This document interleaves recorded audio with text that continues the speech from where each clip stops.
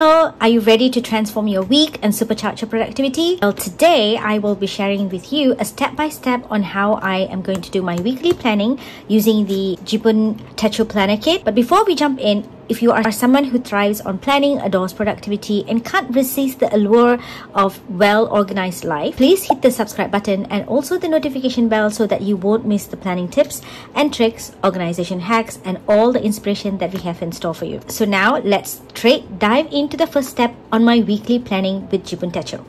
So I have everything set up.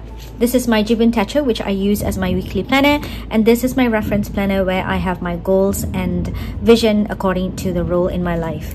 So to be honest, I have not set up my reference planner yet, but the only thing which is done for now is my goals. So these are my personal vision and goals, which I have already typed out and planned my vision and goals. The reason why I need to take a look at my goals is that I need to be intentional with my weekly planning. I want my tasks to be very much aligned with my goals, for I want to ensure that I follow through the goals that I've set up next year so that I can achieve what I want, and the only way to do is by taking a look at it every week. So what I do is I read my vision and take a look at my goals, and then I will know what I want to do this week for each of my roles. So in total, I have about 6 roles, but I think I need to add another one, which is being a homeowner, because I want to declutter my house so that I can reduce my time in cleaning. So I'm just going to start with my planning process, but which I'm going to speed it up, and meanwhile you can hear me talk about my process in the background. So let's start. First up, I will write down all my tasks for the week after reading my vision and goals for each roles from my reference planner. It's a good thing that the Jibun Techo has 7 columns, and I can easily write those tasks and score my performance at the end of the week. Some of these tasks I derive from my brain dump session, master task list, past uncompleted tasks, and also my Todoist app, which I tend to add some tasks in the inbox when I don't have my planner with me.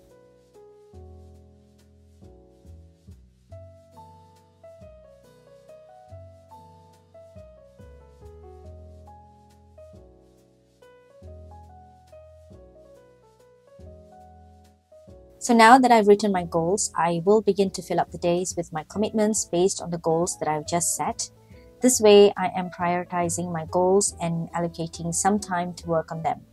Most people will forget about their goals within the first month itself. However, looking at the goals and setting up tasks for each role will ensure that my small actions every day will result in substantial achievements at the end of this year.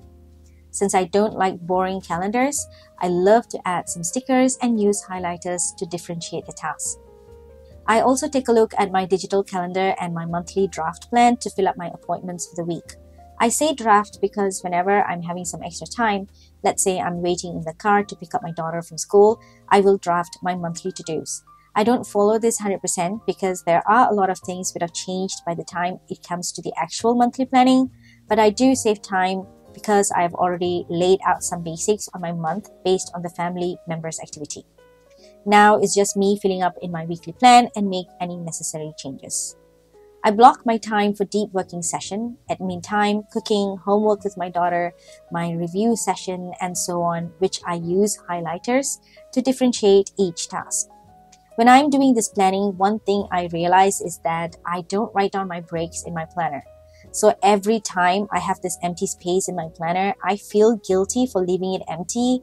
And I have this bad thought that I have more time and I should add more to-dos in those empty space and end up being overworked. This is a habit that I'm trying to be mindful about. So do comment if you have the same problem and let me know how to overcome it. I would love to hear your advice on this.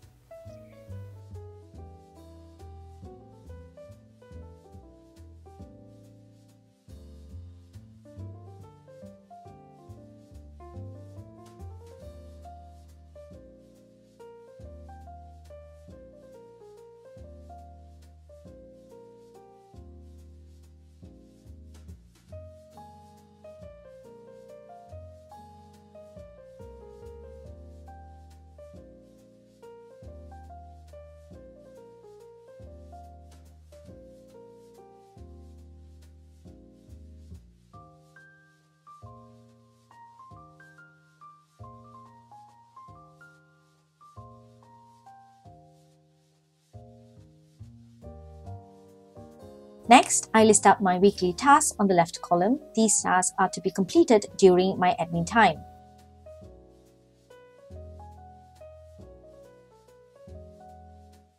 On top of each day column, I also write down the tasks that I plan to do on that day.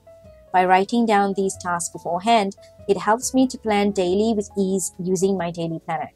You might be thinking, if I have already written my tasks of the day in the Jibun, what's the point of rewriting it on my daily planner? Well, these are the tasks that I have planned to do on that day. But on the day of action, there are always some other tasks that weave its way through, or I won't have enough time to complete the planned task, which requires me to push it to some other day. Also, I have not shown in this video, I do add certain tasks on my digital app called Todoist.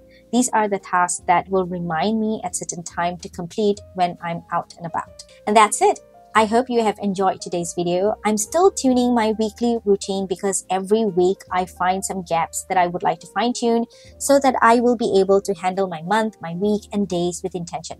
If you like this video, please click the thumbs up. And if you have any questions or any other topic on planning that you would like me to cover, do post it at the comment box below. I will see you in my next video. Happy functional planning! Bye!